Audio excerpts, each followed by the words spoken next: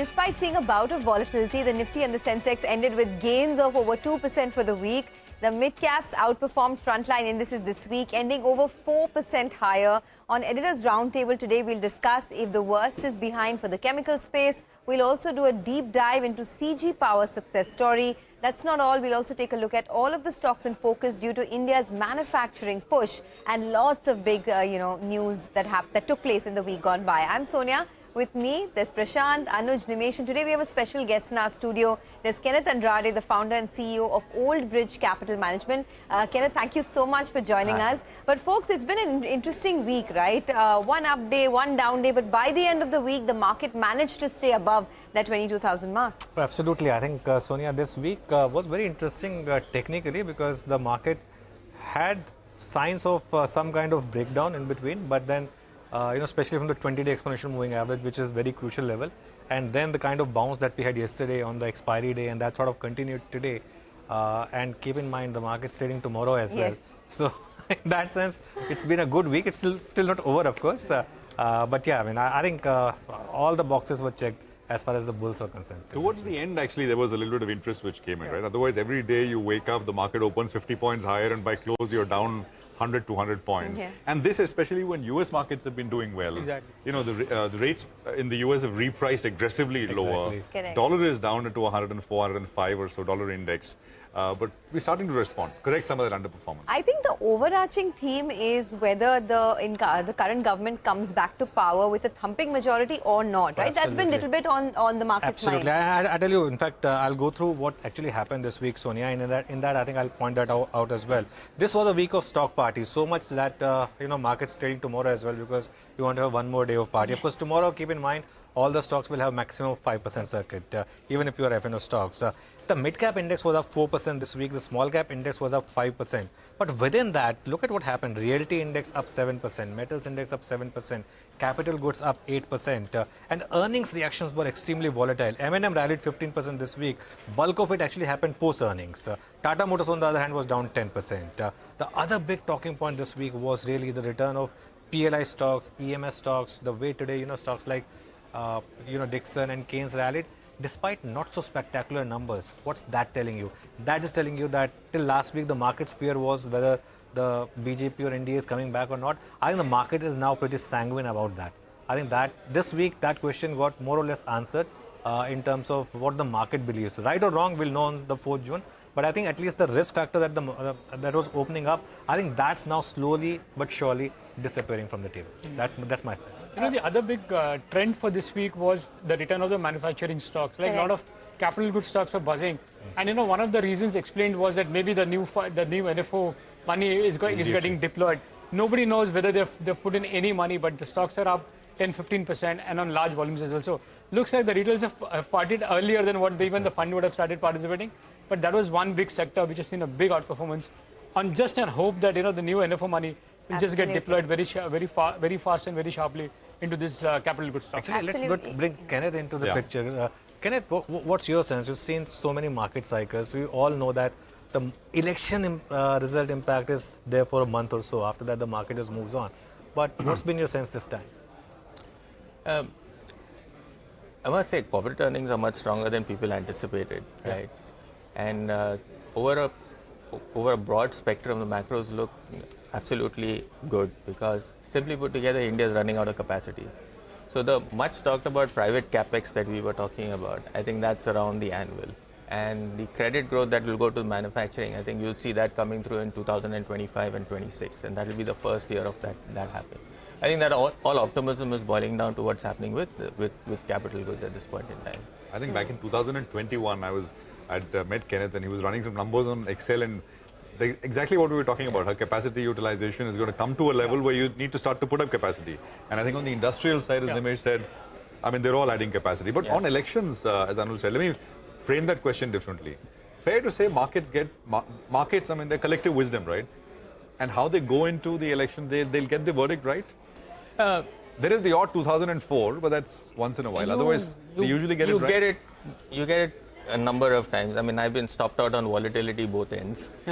Over-invested at points and under-invested at points in time. So you get it at both ends. So that volatility is going to be in continuation at least for the first couple of No, but the broad months. direction that gets right. That's what I'm saying. I mean, if you...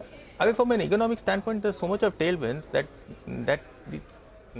this momentum, there's so much of momentum within the entire economy that's going to move right. Now, whether it's a thumping majority or whether it's a majority, I don't think that's going to be that's going to change the situation quite dramatically there.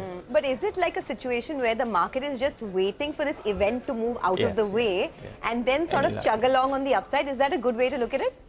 Any environment or any large event, the market will wait for it to get out of the way. It will trade in a particular direction, and that's what's happening. So if this uptrend is intact, right, just assume whatever the outcome of the election, if the uptrend is intact and we resume the uptrend post-elections, then what are the spaces that you think where still there is some valuation headroom? That's a difficult one. Okay, because I mean, let me break it down into a number of segments of the market that is there, right? First, you take capital goods, right? We had a brilliant run last entire month or last entire quarter. Now, the strange part of that, or every market throws out different statistics. This market's thrown out quantitatively a very different set of numbers. If you take all the large MNCs that are trading in India, right? If you take the bearing guys, all the bearing companies, they are trading close to between 20% and 30% of their global market capitalization. All of it is sitting in India. Right? You mean the global market, 20% of the global market cap is trading here? Yes, yes, yes. And if you, there was, I mean, except for one company in India where the domestic market cap is bigger than the global market cap is Maruti. So there's Timken, there's Schaeffler, there is SKF, right? Yeah. So Timken and SKF is almost 30% to 40% of their global market capitalization. I mean, even larger companies like ABB, you already hit that number. Yeah. Okay. So like in any expectation of a momentum-driven environment, stock prices always represent the momentum first. Earnings has to be back-ended. Correct, correct. I think that's what's happening as far as one segment of the marketplace is concerned. Now, everything that was there in momentum in say, the private banks at the end of the last decade. 1 minute, let me just complete that point. Are you saying 20-30% is kind of a ceiling? Is there a takeaway from that? There's a takeaway from that, but those businesses are significantly larger and have all the technology with them. Okay. Okay, and they trade between 10 times and 15 times multiple at the global cycle. So if I complicate this argument a little bit, and if I take the terminal value of these businesses trading at 10 to 15 times multiple, I think a lot, these companies have to do a lot to justify where they are standing today. Okay. Maybe, Prashant, that explains why Timken Global had to sell 24% in Timken India. And he explained, right, it was an arbitrage trade between the global company and the Indian company. So that's pretty much... That was, I think, Whirlpool. But it's the same kind of... It's the same kind of thing. Large transaction happened. So in the previous cycle, you had Whirlpool and the domestic appliances. But the takeaway is that it's pricing in a lot. That's the takeaway. It's pricing in quite a bit. Okay. Well, there's a big theme that we're tracking, right? And Nimesh is going to talk about that, which is the chemical space. There have been some brokerage upgrades on some stocks, but the key question that we're asking is, what is the future trajectory of the chemical stocks? Nimesh, you have some details that you fished out for us? Well, Sonia, the key reason I'm putting this out is because most of the chemical companies' results are out, and the big question or the debate in the minds of the investor is the worst over for the chemical sector. So let me just go to the wall and put some data and explain as to why I'm saying this. So the big question that we're asking is the worst over for the chemical sector? Is the worst behind? Now, there has been few brokerage reports in the last few days where they've turned a bit bullish on the chemical sector. But if you look at the management commentary post Q4, most of the managements do believe, and they have a mixed feedback, and they expect the recovery to be in the second half of FY25. And even when there is a recovery, it's going to be volume-led and not price action. So the margins could still be under pressure even in the second half of FY25. That's a management commentary. But look at the chemical as a space.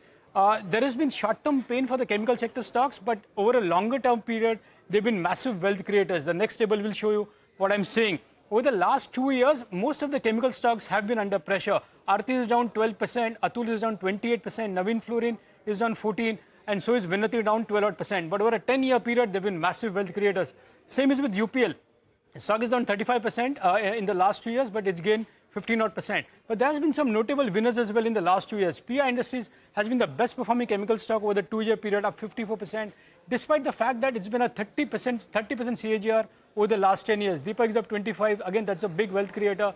So is Tata Chemicals, and SRF marginally up in the last 2 years, but there's been a big recovery over a 10-year period. But look at the valuations now. The 1-year picture, 1-year forward earnings will show off for you. SRF is trading at close to 37 times.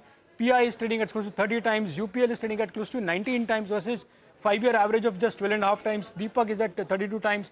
And so is Tata Chemical trading at close to 27 times on 1-year forward. Even if you look at the other names like Aarti, Atul, Naveen and Vinnati, all are trading between 35 to 45 times on a 1-year forward. So earnings-wise, so in terms of valuations, they're still not very cheap.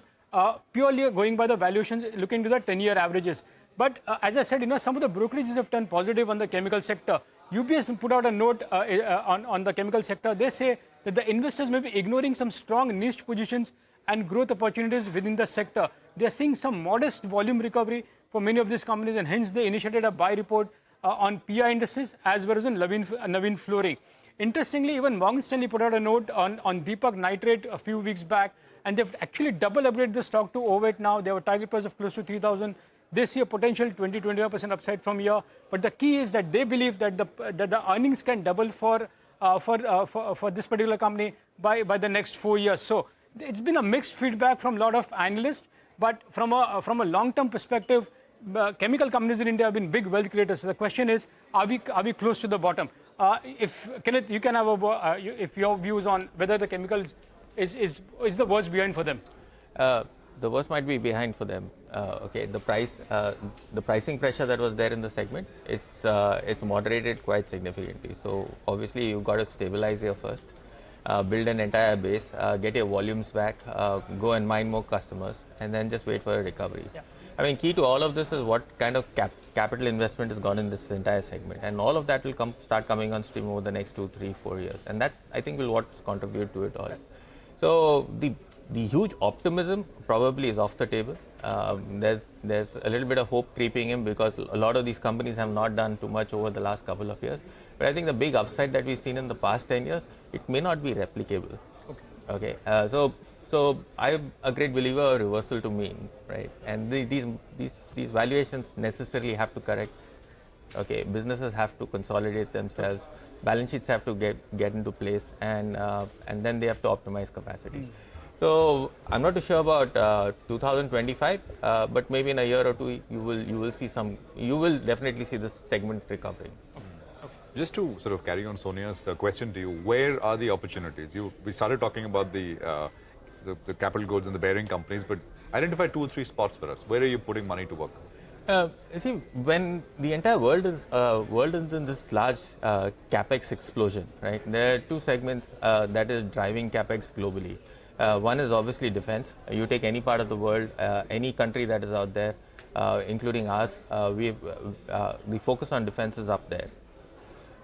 The second one is power and the shift into new energy, and that's driving the second large leg of capex. So if you put these both together, okay, all of this is capital intensive. All of this is it needs capital. It's hugely capital intensive, and more or less it's very commodity intensive. So what we don't have in India is a lot of these mining businesses that are directly listed, or most of them are owned by the government. So at the baseline, our preference is largely commodities. Okay. I think that's where valuations are reasonable, not cheap. That's where the balance sheet structure, okay, is completely different from what it was in the last decade. I mean, just steel companies have doubled domestic capacity and halved their debt on book. Okay, and that's a space that I think it does offer a reasonable amount of comfort, volume growth, and more importantly, the pricing of this product that is there, or any commodity pricing that is there, is somewhere at the averages of the last decade. So you're not even sitting at an all-time high in terms of prices of commodity prices out there. So I think that's where our preferences are consolidating around at this point in time. So steel, basically. I mean, if one has it's to... steel, it's Mining. aluminium, it's zinc, Commodities. it's you put it all together, whatever you can get your hand on in India. But it's not the defense of the power companies. That's, I mean, direct place. That's not the... I'm not too sure there's a way to price any of these. Everything is like 6 times and 7 times price to book. Yeah. Or rather, should I put it differently? It's not in our comfort zone. Okay. It's not in our Fair comfort enough. zone. That's a good way to put it. But let's talk about CG Power now, because investors have received over 20 times returns from the stock in the last 3 years. Prashant, tell us more about the growth trajectory of CG Power.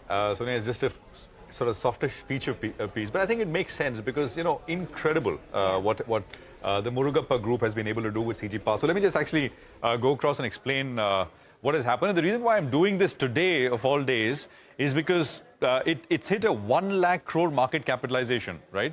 That is just incredible. Now, it is obviously not just one thing. It's many things which has contributed to this. It's not just the sort of leadership of the Murugappa group and the person in charge, which we'll get to in just a bit. It's, of course, also the fact that, you know, the businesses it operates in has had a huge tailwind. Transformers, switch gears. I mean, the space has boomed. And, of course, the company has taken advantage of it in a very big way. So, a lakh crore in market capitalization. But let's just quickly tell you a brief history of the company. And, you know, we'll start in 1878, about 150 years ago, and end up in 2024. So, you know, it was actually founded as a business in 1878. So that's how old the company is. Just a few milestones, really.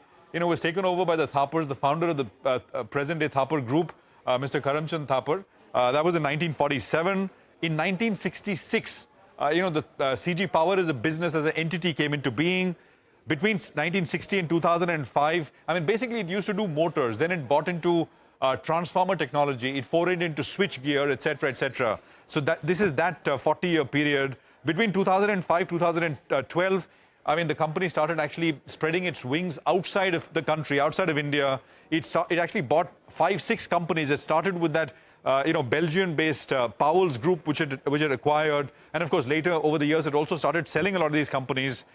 In 2016, there was a demerger of the consumer products division, which is the sort of, you know, Crumpton Consumer, the other name, which of course did very well this Friday. In 2019, then there was trouble, right? There were reports of unauthorized transactions, siphoning of funds. There was a forensic audit, a forensic auditor who was appointed, and of course NCLT stepped in, lenders sort of stepped in, and things went south very, very fast. And then in 2020, you know, Tube Investments, which is part of the Murugappa group, bought controlling stake. This happened on, I mean, the transaction finally was completed on the 26th of November 2020. So late that year, this is, of course, COVID time, and they infused, you know, 800 crores into the company to begin with. Now, that's the history, right, and how it all really began. I'll get to what the stock has done in just a bit.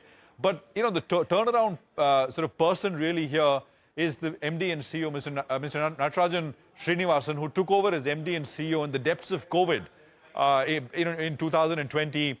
I mean, think about it. A company which is going through that kind of stress, you take over, there is a global pandemic going on, and you can't obviously do face-to-face meetings, and, you know, everything has got to be on Zoom. All of that stuff is happening in the background, and you're trying to engineer a revival of the company, right?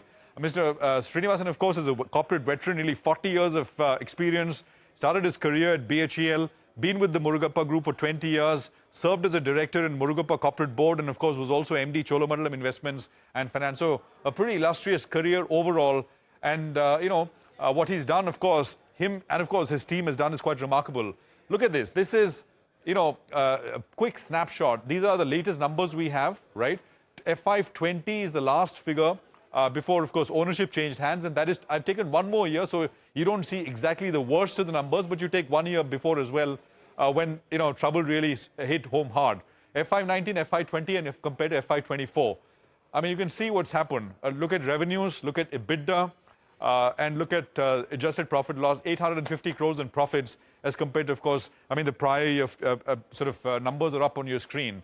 This is the stock price trajectory, right? All the way back from I've taken last 24 years, year 2000 to year 2024. And you tend to compare these figures from, the stock had gone down to $5, from 5 rupees it's come to 600, 700 rupees. I'm not doing that. I'm just looking at where it was when the Murugappa Group took over. That was 25 rupees a share. From 25, of course, it's gone up to, at the high, of course, it hit almost 700 rupees and it's sort of closed slightly under it. Before the takeover and before there was none of this trouble with the Thapar Group, with the Thapars who were the earlier owners, the high, of course, was about 100 rupees per share. So kind of even from that level, it's actually gone up about 6 times or so. So it's just absolutely been a stellar rally. What next for CG Power? That's, of course, the story. The management is confident of doubling the size of the existing business, both sales and profit after tax in the next 4 to 5 years. The existing businesses, of course, are switchgears, transformers, motors. They're expanding capacities across all of these categories, actually. And they're, of course, also foraying into the semiconductor testing space, the OSAT space, towards which they've actually committed some amount of money. So this is the story, right? 26 times from the 25 rupees in the last 3.5 years. And that's what sort of, stable leadership and turnarounds can look like. Any point from that 25 rupee journey you could have gotten in. And this is, of course, this would have been a big multi-bagger. Let me actually put this to Kenneth. Kenneth, your thoughts on CG Power? I don't know if you bought it at any of those points, but your thoughts now. That's a difficult one. If you're asking me right now, you mentioned that it'll double turnover over the next 5 years. Yeah. And if it doubles profitably in the next 5 years at a 1 lakh crore market capitalization, you can do the numbers. Okay. No, I'm actually more keen on Kenneth to know from you what could be the next CG Power. I know it's a cliche, and there is nothing called a next CG, but still. CG Power, as they say, right? It could be. What are you saying that it could double? You could do the number. Or does it have to do that to justify the current market cap? No, I'm saying neither. I'm saying that today the business reports about 1,000 crores of profitability. It trades at 1 lakh crores of market cap. So even if it doubles or goes up, it multiplies its profitability 3x over the next 5 years. It's 3,000 crores of profitability and 1 lakh crores of market cap. Right. So that works out to about 33 times earnings. Now you got to be comfortable with that, buying that stock 5 years forward in that format. So you can do the computation. Like I said some time back, this is not our style of investing. So probably stay away from what. So now just to wrap it up, I know they're asking us to wrap up, but the next CG Power, one name, Kenneth, and we won't hold you to it. And just for educational purpose, what do you think? So find an industry without pricing power, or is at the bottom end of pricing power. Find an industry that's paid back all its debt and is generating enormous amount of cash, which funds its expansion, and where valuations are reasonably comfortable and not at the reasonably comfortable, because in this marketplace it's very difficult to find anything at the bottom. We got a lot of pharmaceuticals. This is US facing pharma businesses. It represents a little bit of everything: gaining market share, low pricing in the business, a very large output, a very large we're going into a patent peak somewhere in the next 4 years, so market opportunity expands, and all of these companies are sitting with cash that can fund all their expansion that is required. I think that's where that's what's anchoring our entire portfolio at this point in time. It's very bullish in pharma. I got the answer because I've seen his portfolio. Okay, let's do one thing. Let's also talk about, one space that has had, and I wanted your thoughts on this as well. One space that has had a really strong move in the last couple of days and weeks, right? It's this whole manufacturing theme, India manufacturing for the globe. And I want to talk about it today because Dixon Tech was the big mover in this week. In case you missed out on it, a lot of Indian companies are getting a larger seat at the table when it comes to manufacturing for global peers, right? Dixon Tech is now up 35% this year. As we know, they manufacture modules, display modules for mobile phones, and now they're working with almost all the large global players, whether it's Xiaomi, Realme, Motorola, etc. A couple of days ago, the company told us that currently they're manufacturing 7 million display modules for smartphones annually. That could rise to 30 million in FY25 and 45 million by FY27. That's the kind of scope that they see. And they're also in talks with other large global mobile manufacturers. CLSA, in fact, raised the target price on Dixon Tech to 9,000 rupees. Now, other examples of Indian manufacturers, for global players include Exide, where they recently won a deal with Hyundai and Kia. Bharat Forge has also spoken about how they aspire to be a global artillery house, with 80% of their defense business being in the export space. So, Kenneth, Motilal Oswal put out a note recently where they said that global manufacturing hub, India as a global manufacturing hub, is a big theme across sectors, whether it's semiconductors, electronics, automobile, EVs, aviation. But in this space, a lot of these stocks have run up already. Where do you still see some potential? Whatever you do at this point in time, right? Any of these businesses, my sense is that you'll have to give it a time consolidation before you see the next up move. Because the prices represent a lot of earnings which is to come still. Yeah. So you still have to demonstrate your capabilities of generating profitability from whatever you're doing. And in an industry like this, when your capital employed or your investment is increasing at a very fast pace, the returns take some time to come to. Okay. I'm undoubtedly, I've got no doubts that all of this are very large businesses, but you should have been in this space about 3 years back. Yeah. Okay. Exactly. So the way to think about manufacturing in India and chemicals came up, and I mentioned pharmaceuticals. This is also manufacturing. This has also got PLIs. This is also the space that it's in.